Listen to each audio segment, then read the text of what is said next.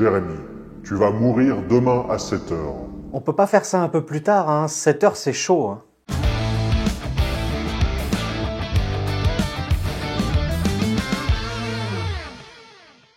Décidément, les séries asiatiques sur Netflix, c'est bien à la mode en ce moment. Et j'aime bien cette période car ça donne une première approche au plus grand nombre à des histoires un petit peu différentes que ce qu'on peut trouver aux États-Unis ou en Europe. Même si bon, ça reste une production Netflix. Hein. Et ils font pas seulement la distribution dans l'histoire, je pense. Et aujourd'hui, on va parler de Hellbound, une nouvelle série d'horreur sud-coréenne créée par Yoon Sang-ho, adaptée du webtoon fait par la même personne. Et cette première saison va nous présenter 6 épisodes d'environ 50 minutes. Et au Québec, ils ont traduit ça par Prophétie infernale, et pour une fois, je trouve que c'est une bonne traduction. Le principe est simple, une entité surnaturelle vient vous annoncer la date de votre mort. Et en bonus, que vous irez en enfer. Sympa la rencontre. Ça stresse vachement les gens concernés, je vois pas pourquoi. Après cette prédiction, le jour fatidique finit par arriver et 3 monstres apparaissent instantanément pour vous tuer. Et de manière assez atroce, on peut le dire.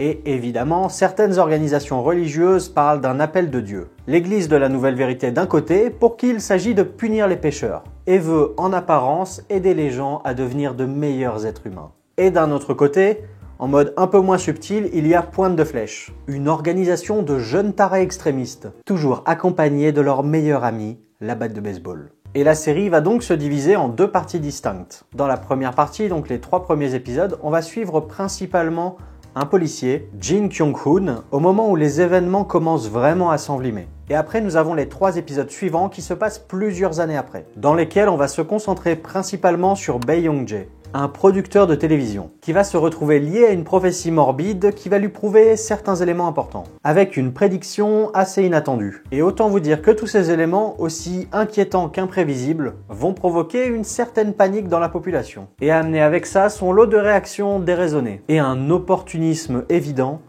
tellement plus facile lorsqu'il s'appuie sur la peur.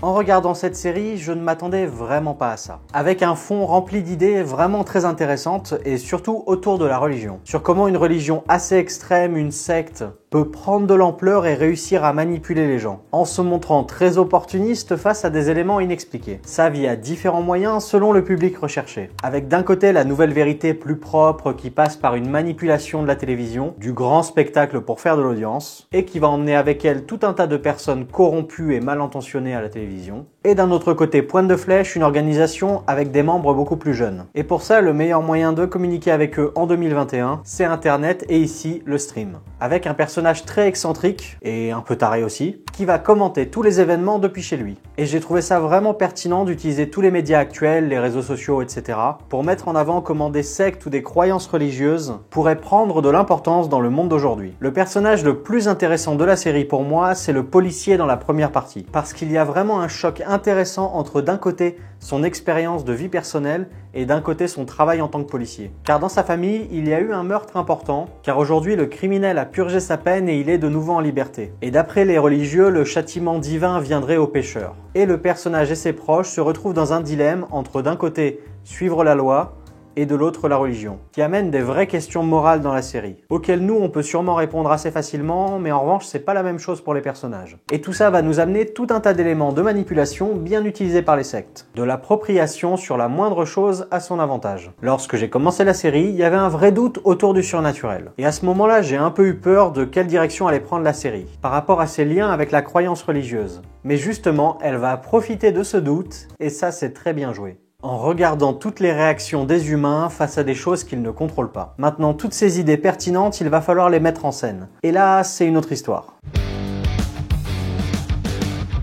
Je vous ai parlé du personnage du policier en première partie. Maintenant, il y a aussi la plupart des autres personnages que j'ai trouvé vraiment moins bien développés. Surtout pendant la deuxième partie de la série d'ailleurs, les épisodes 4, 5, 6. J'ai trouvé l'histoire personnelle de chacun moins intéressante, voire même inexistante pour certains. Par exemple, avec le deuxième président de la Nouvelle Vérité, que j'ai trouvé vraiment inutile à vrai dire. Dès l'instant où on le voit, il demande à ses conseillers et il fait rien de plus. Et d'ailleurs, j'ai trouvé que la plupart de ses interventions ne servent vraiment à rien. Ce qui est vraiment dommage pour un des hommes qui est censé être l'un des plus puissants du monde. Et justement, l'histoire nous montre à plusieurs moments qu'il s'agit d'un phénomène mondiale, gigantesque, et que tout ce qui se passe en Corée et ses grandes instances se reflètent sur le monde entier. Et on ne ressent absolument pas cette grandeur dans la mise en scène, rendant certaines de leurs paroles, certains de leurs rôles assez vains au final. Avec une mise en scène jamais vraiment grandiose ou impressionnante. Vous le savez si vous avez regardé certaines de mes critiques, je m'attache très vite à des belles images, des belles couleurs, et une mise en scène un peu atypique. Ici j'ai trouvé les plans et même la construction générale des séquences assez brouillonne. Je pense à certaines scènes d'action qui sont filmées en caméra épaule, donc avec un peu de mouvement. Bon, jusque là c'est normal dans des scènes d'action, ça arrive un peu partout. En revanche ici c'est à un point où ça s'enchaîne assez mal et c'est tellement violent que ça en fait presque mal à la tête. Et dans cette même idée générale, nous avons la fin de l'histoire, donc le dernier épisode, qui nous emmène une conclusion selon moi assez confuse, qui va mélanger plusieurs choses, aller dans plusieurs directions, mais qui va concrètement pas conclure grand chose au final. Donc oui, plusieurs choses peuvent paraître assez excitantes sur les dernières scènes. Malgré tout, j'ai trouvé assez peu d'indices intéressants sur la direction qu'elle va prendre. Et c'est quand même dommage pour le dernier épisode.